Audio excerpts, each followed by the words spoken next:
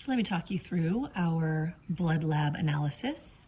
We made certain that we had the details from our notes the day before, and then we checked our details down here in our blood lab. So we wanted to make sure that we understood that if you are talking about person W, they had a positive A test. That means that they had A markers like this or this. They had B test positive also, so that means that they had cell surface markers that were present on those red blood cells with little b's, and they also were positive for the Rh test, which means not only do they have A markers and B markers on the red blood cells, but they also have the Rh markers. So that means that we have an A, B positive person who is named person W. Person X had negative test results for all three of those cell surface markers. And so we're going to call them type O negative. They don't have A's, they don't have B's, and they are not positive for the Rh. So that means that they're type O negative. And then person Y was positive for A's, so they had agglutination on the A test.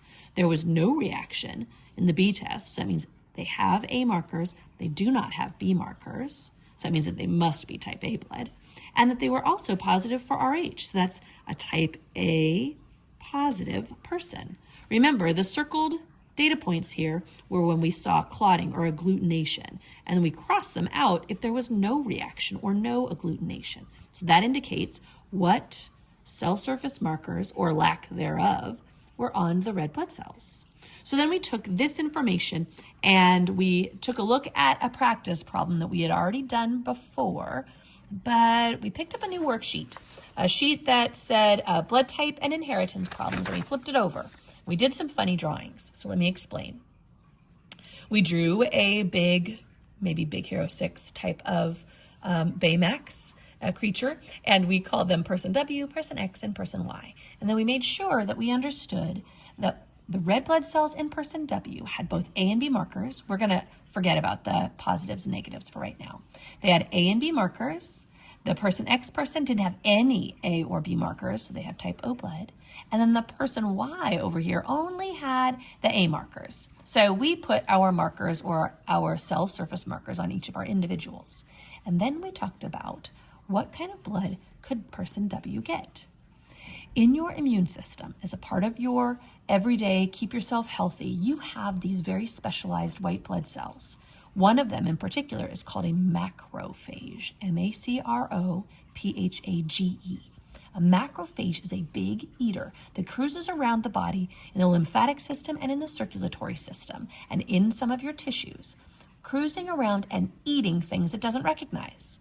So if we put a type A blood into this person, would their macrophages recognize A markers? Totally, and they would have no problem with it. So person W could totally have A blood put into them.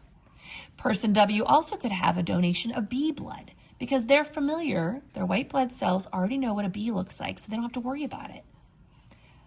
If we got an O blood, a naked blood cell, and put it in here, would there be anything on that O blood cell that this person's body would react to? And the answer is no.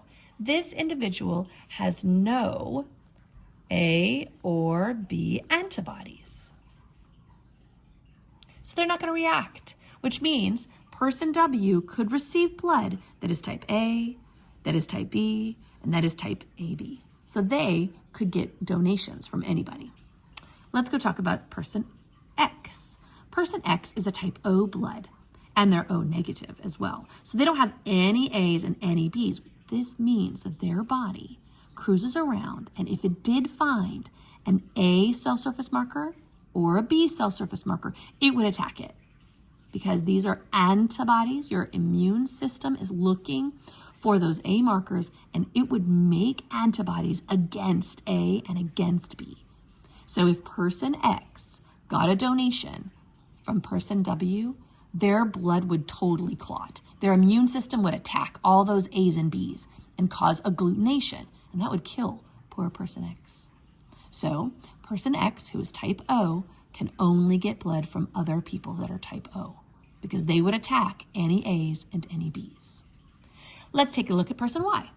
Person Y was a type A positive person. So that means their little red blood cells have A markers all over it and Rh markers as well. But again, we're just talking about the A, B, and O blood system right now.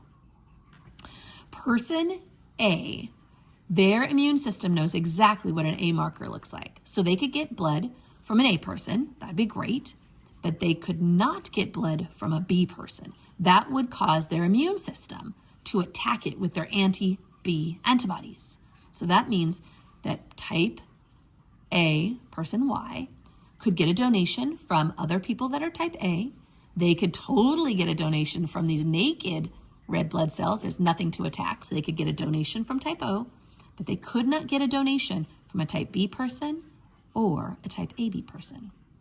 So with that kind of starting information about our immune system, we then finalized who would be a universal donor and who would be a universal recipient. So we thought about that for a few minutes, and then we talked it out, and we found that the donor would be type O. Anybody can get O blood. And the universal recipient, so the person that could get blood from anybody, is going to be an AB person. So we made certain that that was written down the back of our sheet. This is going to get taped down right in here when students get it back. So we are going to then try some of our hand at these problems. We did add a little bit of noting up at the top, blood type and inheritance, and we made certain we understood that blood type is interesting because it is an example of Mendel's normal complete dominance because A is dominant over O and B is dominant over O. But it's also one of these weird exceptions. It's a non-Mendelian genetics type of inheritance because not only are there multiple alleles, it's not just a big T, little t, or a big S, little s. It's actually an A, a B, and an O. That's 3 different alleles. That's unusual. And A's and B's are codominant. When both of those alleles are present, both of them are expressed fully. So with that in mind, this is one of those interesting examples of Mendelian genetics and non-Mendelian genetics. We'll come back to that tomorrow. So let's go ahead and try some of these practice problems. It says a father is type O, so that means that their genotype would be OO, and mother is type O also, and we're going to cross them and see what their options are for children.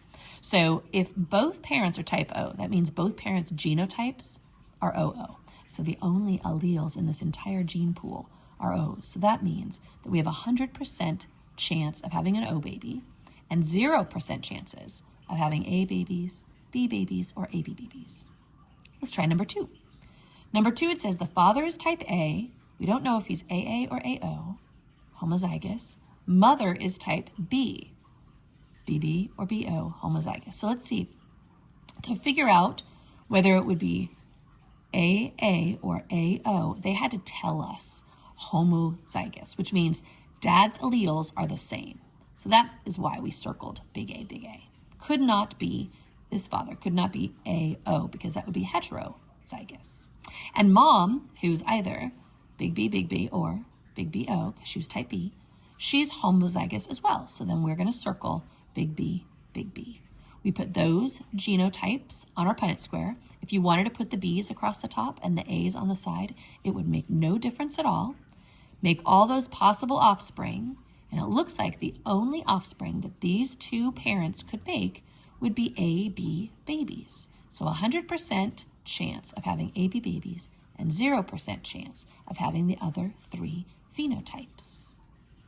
All right, you have to do the rest on your own.